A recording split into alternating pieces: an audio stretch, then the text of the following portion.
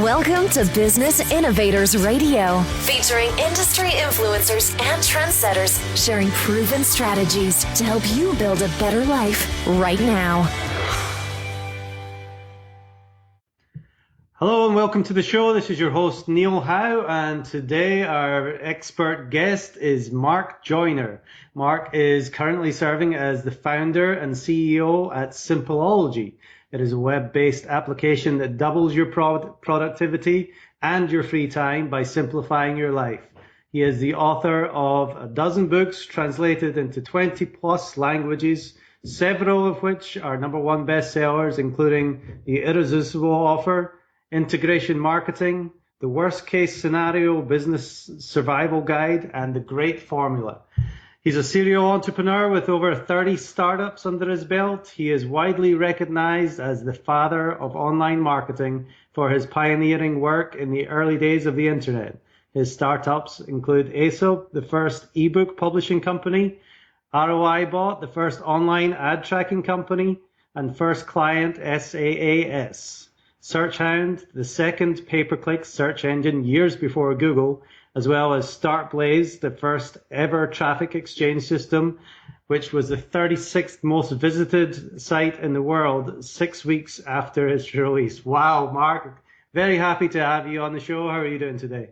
I'm great. Thanks for having me.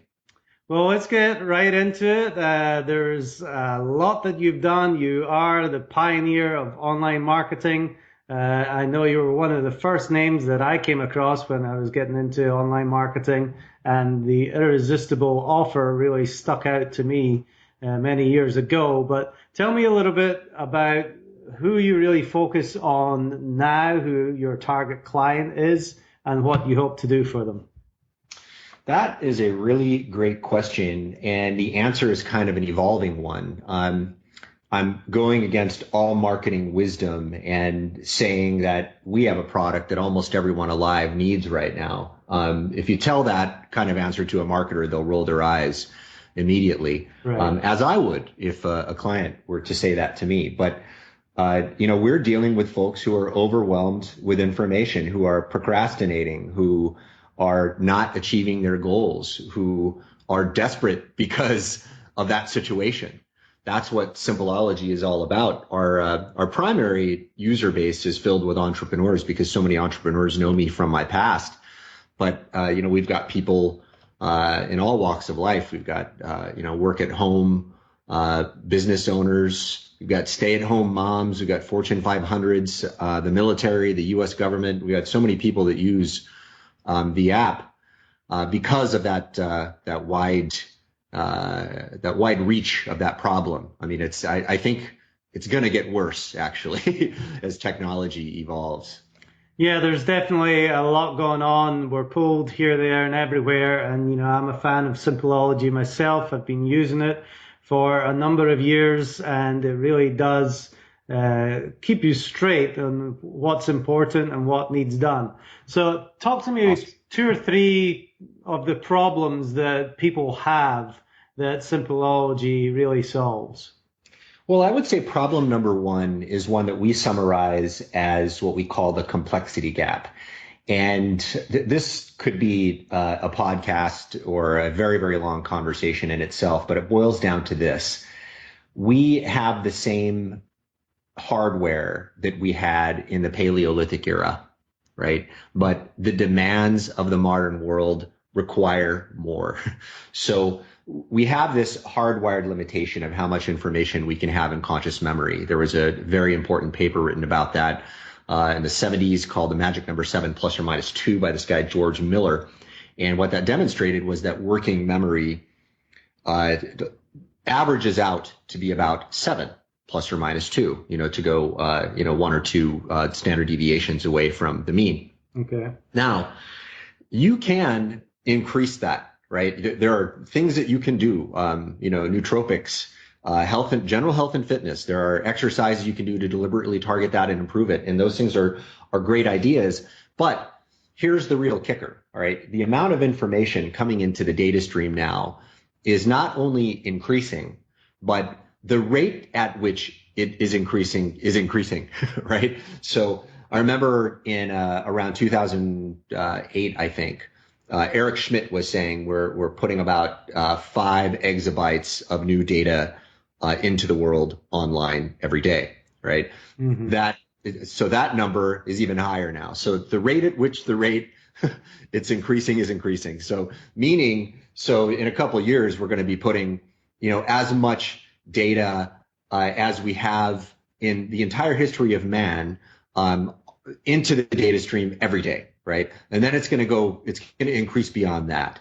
It's a very, very interesting phenomenon. So can we keep up with the rate at which all this new information is being thrown at us? Probably not, right? I mean, maybe there's some technological advancement that will allow us to stay on top of that, but we actually need a system for managing ourselves in relation to that information. So that problem number 1 is what spurs problems 2 and 3. Problem 2 is one everybody faces now, and it's procrastination. And they are procrastinating because they are overwhelmed. And that overwhelm is because of that complexity gap, that widening gap between the amount of information we can process and manage consciously and the amount of information available. We could talk probably also for hours about procrastination, but I have found that is the primary cause of procrastination today, in my mind. If you fix that, and then you fix a couple other things, which we do in Simpleology through the white belt training very, very rapidly, you just move past that. You're no longer a procrastinator, right? So, and then the third problem, and there are actually, several other problems that we could talk about here, but another one that's quite common is that people just feel a sense of despair because they're not achieving their goals when they're procrastinating. It actually causes a whole symphony of additional maladies in our lives. There's a lot of research to show that it causes problems in relationships. If you think about that for a moment, it totally stands to reason that it would, right? It causes depression, causes obesity, causes so many problems in our lives. So we've found that if you solve procrastination, that's a huge chunk of it. And then the next thing we do is we get people moving toward something. It doesn't have to be anything at all. A lot of people will tell you it's got to be your passion, it's got to be this, it's got to be that. No, it doesn't actually have to be anything. I mean, look, not to disparage those guys saying that stuff, those are useful ideas to think about. But what I've found is that if you're moving forward toward anything at all, it has a stabilizing impact in your life. The great Maxwell Maltz said, try balancing a bike that's standing still. You'll find it's very, very hard. But if you try to balance a bike that's moving forward, it's pretty easy. A little kid can learn to do it. And once they learn it once, it's, they can continue to ride a bike and they never forget, right? So we need that stabilizing force that is positive motion toward a goal. Yeah, definitely. That's a great analogy there with the bike. Certainly a big problem with so much content and the drive for content marketing, where people believe they've got to put out so much content, but then on the other end, it's, they're scared that they miss something and they have to take in so much content as well. Right. And it's, that fear of missing out thing. Here's how I like to reframe that for people. If you believe in an infinite universe, and I don't know of any evidence to indicate that it's not infinite, right? Every time science learns something new, we learn not only that the universe is bigger than we thought, but there are more layers, right? God, I'd love to have a conversation about that. So much evolution of scientific knowledge. But here's the thing: if the universe is infinite, you're always missing out on everything. So you got to let that go, man. And it's the funny thing. Everybody's like, "Oh my God, I didn't watch that last debate. I didn't hear what that person said about what Trump said," or blah, blah, blah. I mean, my goodness, it just doesn't end. So you got to learn to be present in the moment and, focus on what's important to you. The trick is, how do you know what that thing is for you? Well, take me through the white belt training, Mark. What exactly is the process there, and what does it do? What is the end result of that white belt training? Awesome question. So the end result is that you will, in the first 48 hours, you will start getting done twice as much. And I say that very confidently. In fact, I think you'll probably get done a lot more. The reality is most of the people that I talk to who actually do the work, they start getting done in a couple of hours a day what they used to get done in a week, right? Because most of us are actually hopelessly dysfunctional throughout our days. We're doing very little real work, right? We're pretending to work, and we're doing a lot of busy work, and we're doing a lot of nonsense and checking things and reading stuff and research, right? But none of it's actually moving us toward our goal. None of it's really meaningful, right? So that's the first 48 hours. And we actually repeat the same training over and over and over again during white belt so that it becomes habitualized, right? Because if I just tell you this stuff once, you'll go, wow, that is an awesome idea. That would totally change my life, but you won't do it, right? What has to happen is we have to move this from conscious awareness, from conscious incompetence all the way to unconscious competence, right? We need to make it so it's totally automatic. It's like your bread and butter. You wake up, you brush your teeth, you're using those tools that we teach you in white belt. And there are just 3 of the tools are all we focus on in white belt of all the many, many tools that are included in Simpleology, because the foundation of Simpleology is based on this philosophy we call HIME, high impact, minimal effort. And what that means is if you look at the universe of possibilities for yourself and you rate all of those possible actions by impact and ease, and you multiply that number together, the things that have the highest HIME score tend to be the best choice for you, right?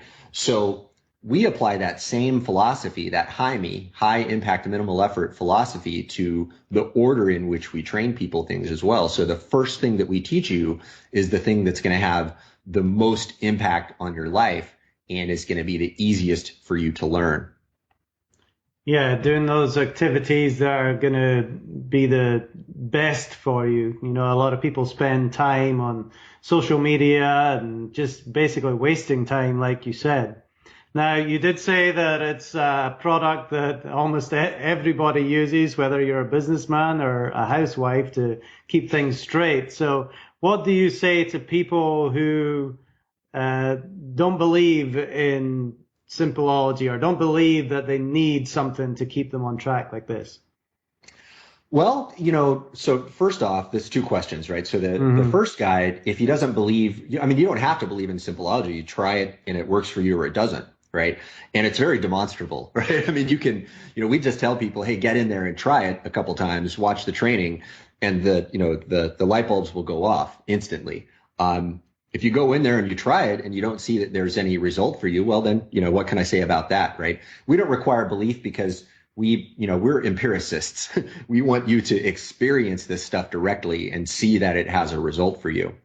Now, for people who don't think they need it, well, whether or not that's true depends on a lot of things. It's altogether possible that somebody is actually very level, very grounded, very happy. They're very focused on the moment. I just met someone recently who had zero ambition, wasn't really going anywhere, didn't plan their day at all. But man, they seemed pretty happy, Right. They said they're very happy. Now, I kind of suspect that maybe they're not, maybe they're not being 100% honest with themselves, but I don't know. They've got to decide that for themselves. But what I can tell people is, here's how they can check to see if they really need it. Do they think that they're operating at their full capacity? Do they think they're using their time well? Are they using their time well, or are they wasting their time?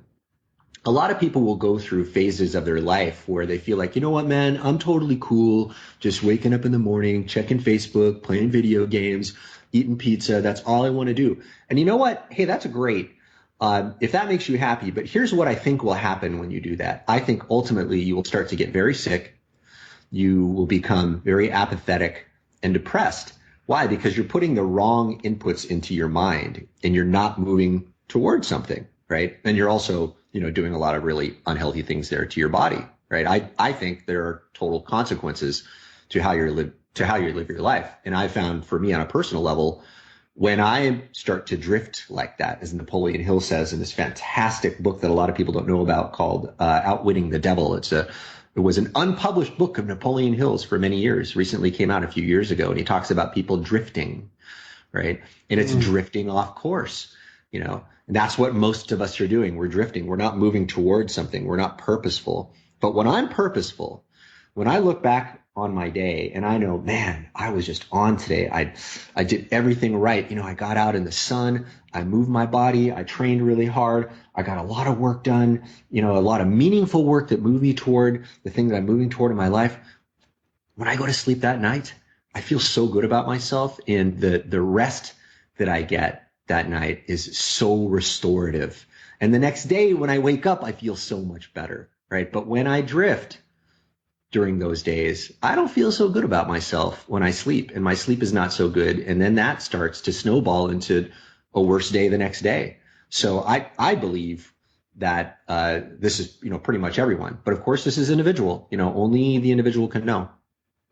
And this is not only about getting stuff done business-wise as well. You are saving time to do other things in your life. It's not only about sitting down at your computer and trying to get things done. What do you say to the people who say, I don't have time to plan, I got to get to work right away? Yeah, and I totally understand that, because I'm the kind of guy who doesn't have the patience to sit down and plan either. I want to do real stuff, right?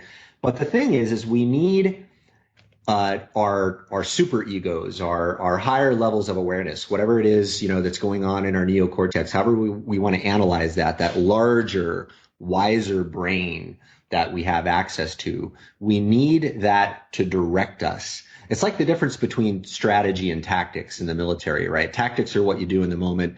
Strategy is this larger decision matrix that you put on all of your actions so that you can guide yourself into good decisions when you're down there in the trenches, when your sleeves are rolled up, when you're in the fight. Because, see, I do MMA fighting is sort of a good, fun challenge for myself. And I find it a great path of personal development. And one thing that you start to learn when you get into the fighting arts is that you can't think a lot when you're in there in the fight, right? It's like Mike Tyson said, everybody's got a plan until they get punched in the nose. Right.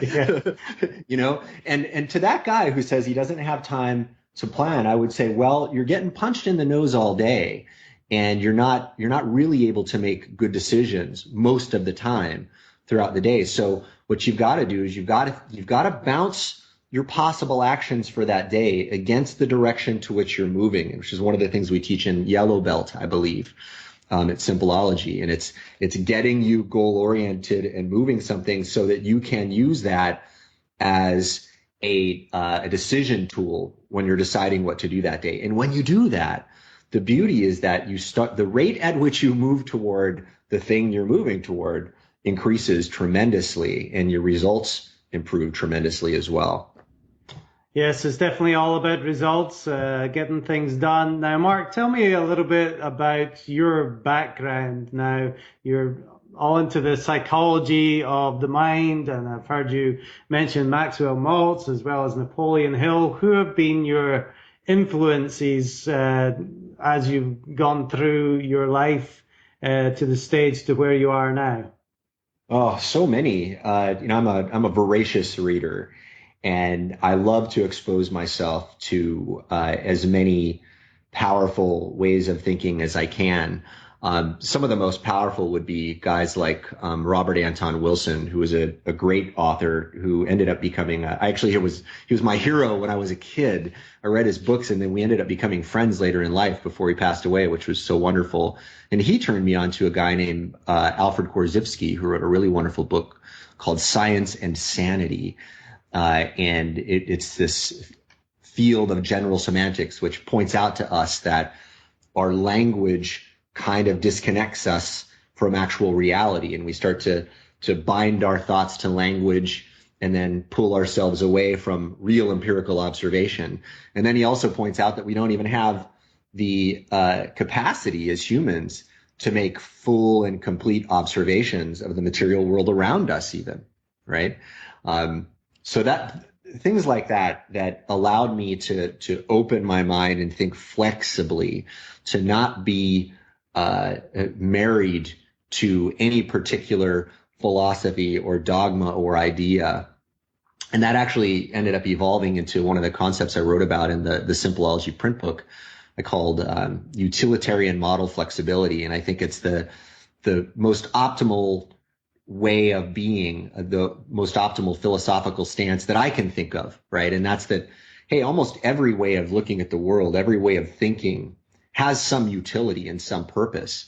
And if you could flexibly allow yourself to switch in between these models at will as suits you best for different purposes, that makes you an incredibly powerful person. It was like what Bruce Lee said when he said, be like water. To me, that's the way that you can be like water in your mind. That is awesome.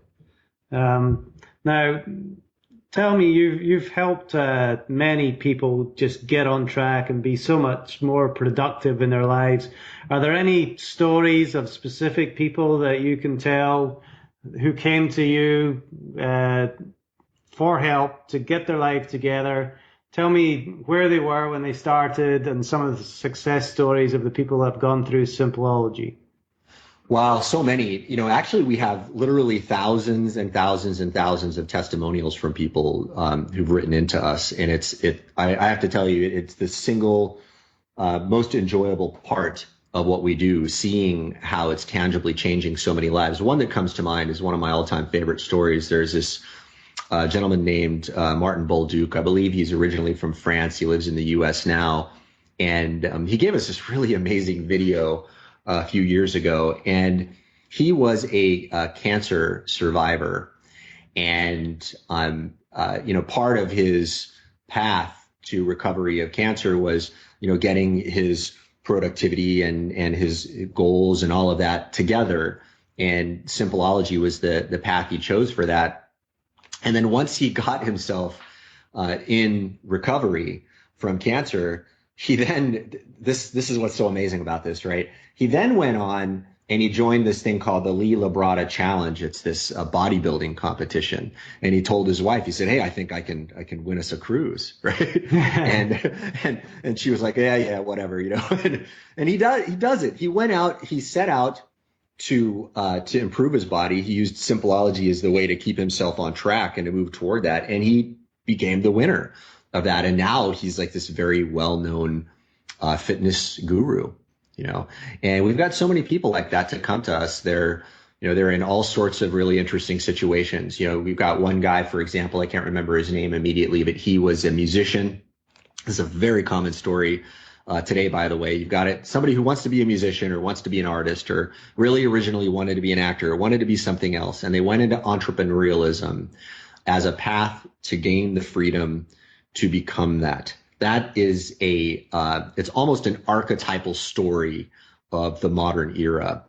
And this guy used Simpleology to free himself from his business and then start pursuing his music. And now he's, spends almost all of his day pursuing his music and just, a very short period of time each day managing his business. Yeah, that's great. The power of a made-up mind and taking those steps every day to stay on track. People can really accomplish marvelous things. Now, tell me, Mark, of a lesson that you learned early on in your life that still sticks with you today, something that you really live by. Ooh, man, that's a really lovely question. Well, okay, there's so many come to mind, but let me just say the first one is that folks like us, and I imagine folks in your audience are like this as well, we're a little bit outside of the norm of society. Anybody who wants to achieve something extraordinary, who's motivated to achieve something extraordinary, I would just say it's axiomatic statistically that they are going to be a bit of an outlier, right? Mm-hmm. Now, the problem with being an outlier is that there is a social cost for being an outlier. And I paid a price for that when I was younger. There are things that you have to endure being an outlier. Now, what happens to most people is that the slings and arrows of all of that social pressure from the crowd beat us down, and we give up what we want. We conform to what everyone else thinks we should be doing with our lives, and we end up living this life of quiet desperation, as I believe it was William James talked about, that so many people alive, almost everyone alive, lives quietly this life of desperation. And that's what happens to the statistical outlier in this world most of the time. Well, something happened to me at one point where I realized that, okay, I have to make a choice here. What is more important to me? Is it the acceptance that would come from conformity, or is it actually achieving the things that I know in my heart I must achieve for whatever reason? I'm here in this moment in this life. I know there are things I have to do, and there's a cost to that as well. There are certain relationships that you will have to forego. There's a certain amount of ridicule that you will have to endure throughout your whole life. I don't think it ends ever. I think you could be a very, very well established person. I mean, I think at this point, my contributions in the world are pretty well known. I feel pretty good about what I've done so far. I have a lot more to do, but even still, there are people, who will, treat me that way. And I have to shake my head and laugh and think, wow, okay, are you really saying this to me now? So I learned early on that, I could conform. But man, if I did that, I would be very, very depressed. I would not actually be happy. I would get this immediate approval from people, but then those people would own me, and I would know it, and they would know it. And that would be the overarching theme of my relationship with those people. So I had to say, screw that at some point. And I know that everybody listening has got to be resonating with this on some level, because I know people like us are in this situation. You have to make that decision on your own. But I know for me, following my heart and not listening to the crowd has been enormously rewarding. It's been very challenging, but enormously rewarding. Yeah, I think every entrepreneur especially comes to that fork in the road to where they know they have to leave that life behind of conformity and move on to be successful. Like you say, they are ridiculed or not understood because of it, but it's something that I think they all come to at some point in their life. That's right. Now, Mark, you said you still got a lot more to do. So what's next as far as Simpleology goes, and what's next for Mark Joyner? Oh, you asked the best questions. Well, I would say for Simpleology, we just released this new cool tool called Simpleology Systems.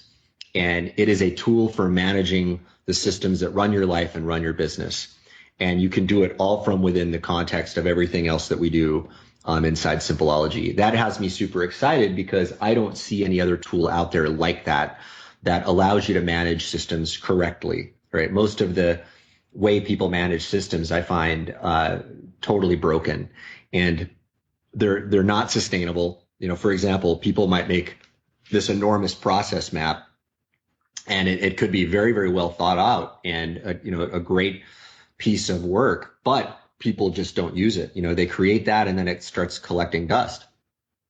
So this is so much better because it's a simplified way of managing systems, and it's within the context of what you, the individual, are doing on a day-to-day basis, which, by the way, if you get your employees using this, it allows them to bounce what they have to do for you in the context of everything else going on in their life. And it resolves one of these primary complications that make business relationships so difficult.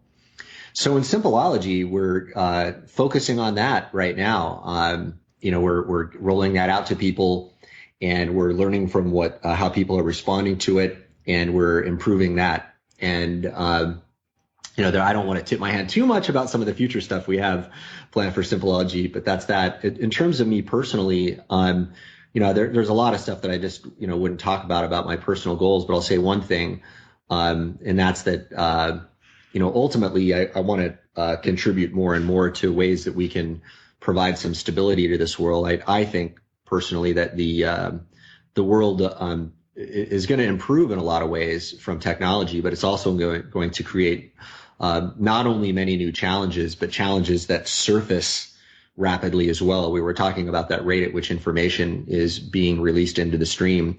Well, technological innovation is occurring at an equally increasing rate.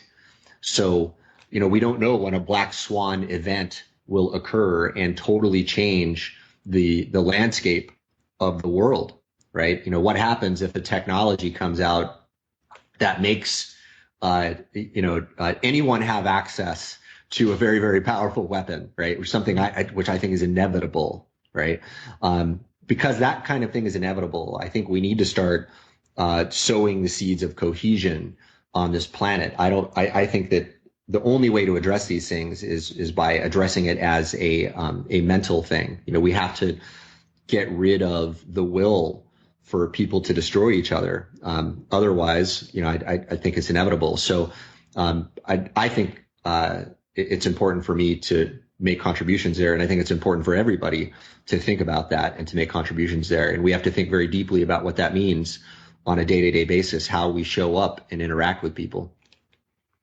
Well, we appreciate the contributions that you've made so far, Mark. You've given us a lot of information. If there's one thing that we may not have covered yet that you'd like to share with somebody who is, in that state of procrastination, what would that be?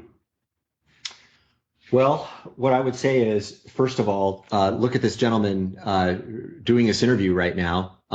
He reached out to me, asked me to do this. We're on this call. We're doing this. This is what it takes, right? You have to decide to do something, put the wheels in motion, and get it done. And it almost doesn't matter if you're stuck thinking, well, I don't know what my passion is, or I don't know what my life purpose is, or I don't know this, I don't know that. No, just forget all that and pick something. And you will find there is a miraculous effect of just picking something. If you don't know what your purpose is, think of something you could do for somebody else, or think of something that would be an inevitable step along that way. You got this sort of vague vision of the future, what you might be. Well, you're probably going to need a little bit more money than you have right now, for example. Start thinking seriously about entrepreneurialism, if that fits for you. If you think, well, I don't know which idea, pick one, because you will learn 100, 1,000, 100,000, a million times more doing something that's the wrong idea than sitting around and thinking about which idea is right. Now, look, ultimately, picking a good idea and planning things properly has a positive effect, right? For sure. But while you're doing that, you should be day-to-day engaged in something that is going to build up your entrepreneurial chops. Now, I think you can take what I just said and apply that to just about any walk of life. If you're in a job, maybe you don't know if you want to stay in that job, whatever. Well, I tell you what, here's the way I look at that. When I was in the Army, they gave this really, really great piece of advice. It kind of floats around Army circles. You might hear other Army veterans talk about this. And that is, even if they tell you that your job today is to clean the latrines, do the best job you possibly can cleaning the latrines. Now, why do they say that? They say that because somebody's going to notice that, and you're going to move up to something more complex, right? You'll move up to something better. You're not going to be the latrine cleaner forever. But also, the subtle thing is that when you're in the moment and you're doing that thing well, you transform in this really fundamental, important way. There's this old saying, they say, how you do one thing is how you do all things. And if you can learn to do that one thing well, whatever it is that's on your plate, in front of your face, the 6 inches in front of your face right now, you can learn to do that really, really well. Something perhaps bigger than those long-term plans you have will change inside you. Well, I love that, and it's all about taking action, and there's certainly no better way to take massive action than to use Simpleology to keep you on track and get so much more done every day. Mark, how do people find out about you and Simpleology? Where do they go to connect? Well, if they go to simpleology.com, that's simpleology.com, simpleology.com, they can go in there and set up a trial and check it out. And again, immediately when they log in and get started, they'll start that white belt training. So there's only two things you ever have to remember about Simpleology, and that's you log in every day and you click the Do Today's Training button. That's it. You don't have to think of everything else. We literally will guide you through the rest, right? And if that's the only thing you remember and the only thing you do, we've got you covered, right? So that's the best advice I can give. Exactly, and it's all about habit. I'm a user and I wouldn't do without it. Mark, I appreciate the time that you've spent with us today. I've enjoyed hearing everything that's in your head, or a small part of what's in your head. Thank you very much for being on the show, and we look forward to hearing more from you soon. Thank you. It's been a pleasure. Well, to our listening audience, if you like what you hear, hit that like button and share, and we'll see you next time on the show. Thanks for listening to Business Innovators Radio. To hear all episodes featuring leading industry influencers and trendsetters, visit us online at businessinnovatorsradio.com today.